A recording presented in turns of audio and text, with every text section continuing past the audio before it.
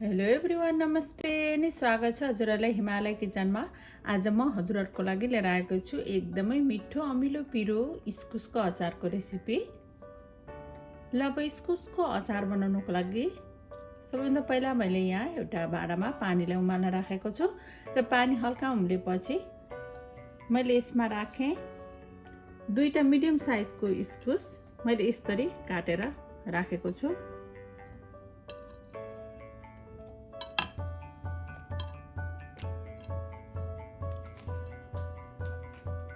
र मैले राखेँ थोरै नुन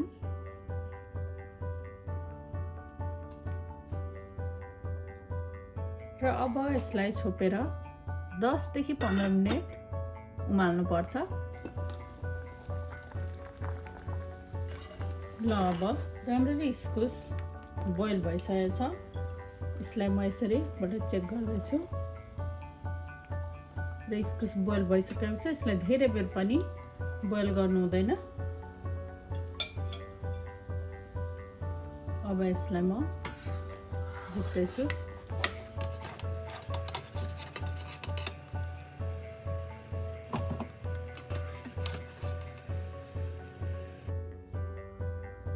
ल अब इस्कुस चाहिँ सेलाइसकेको छ। अब यसलाई मैले यसरी लिएँ।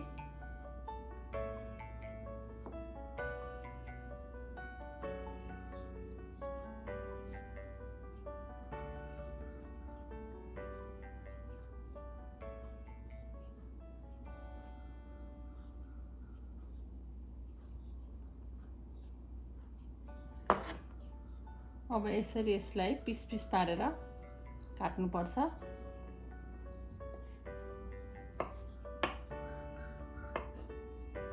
यसै गरी म अब सबै यसलाई काटेर तयार गर्छु र सबै इस्कुसलाई यसरी मैले काटेर रेडी गरेँ र अब म यसमा राख्दैछु एउटा मिडियम साइजको आलु, जसलाई मैले बोइल गरेर यसरी काटेर लिएको छु। 1/4 कप जति हरियो केराउ, यसलाई पनि मैले हल्का बोइल गरेर लिएको छु। हजुरले यसलाई काँचै राख्न पनि सक्नुहुन्छ अथवा केराउ नराखे पनि यो अचारलाई बनाउन सकिन्छ। र 1 इंच जति अदुवालाई यसरी कुटेर राखेको छु। हजुरहरूले प्याज लसुन पनि यसमा राख्न सक्नुहुन्छ। 1 ठुलो चम्चा तिलको छोप, 1 सानो चम्चा जिरा धनियाको पाउडर, थोरै हरियो धनियाको पत्ताहरू र एउटा जति कागतीलाई पनि म यसमा मिचेर राख्दैछु।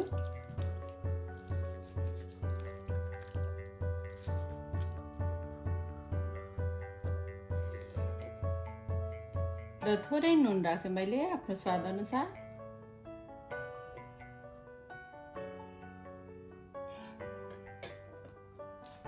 अब लागौँ स्टोभतिर र अब अचारलाई छान्नको लागि मैले यहाँ 1 ठुलो चम्चा तेललाई तताउन राखेको छु र यसमा मैले फुराए आधा सानो चम्चा मेथी,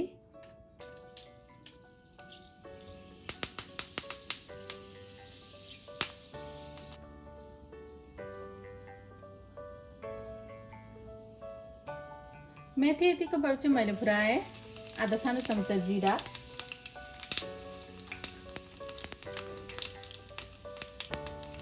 त्यसै गरी मैले यहाँ राखेँ 2टा रातो सुकेको खुर्सानी र 2टा हरियो खुर्सानी।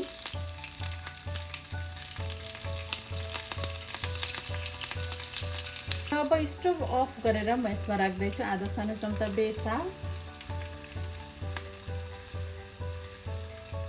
आधा सानो चम्चा काश्मिरी रातो खुर्सानीको धुलो। अब यसले चाहिँ अचारलाई छान्नु पर्छ।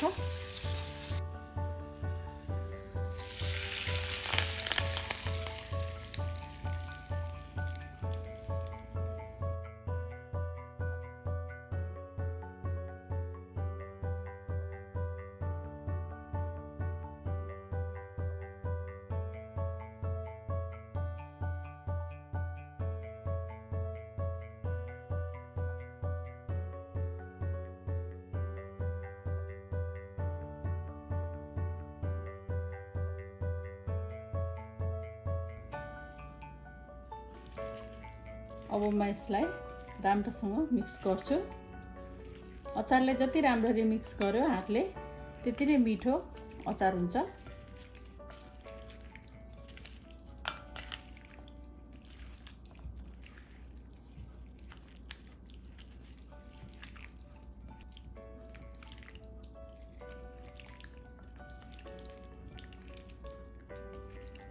एकदमै मिठो अचार बनेर तयार भएको छ।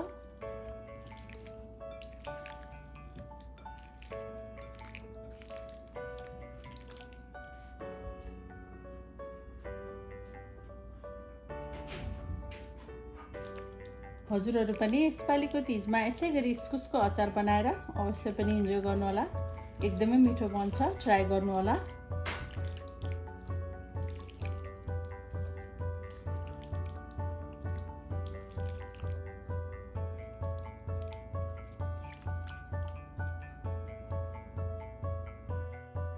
हस् त यो पिरो पिरो अमिलो मिठो इस्कुसको अचारको रेसिपी हजुरहरूलाई राम्रो लाग्यो भने हाम्रो भिडियोलाई लाइक कमेन्ट सेयर गरिदिनु होला। यस्तै रेसिपीहरूको लागि हाम्रो च्यानललाई सब्सक्राइब पनि गरिदिनु होला। सब्सक्राइब गरिसकेपछि नजिक गरेको नोटिफिकेसन बेललाई पनि अवश्य पनि क्लिक गरिदिनु होला।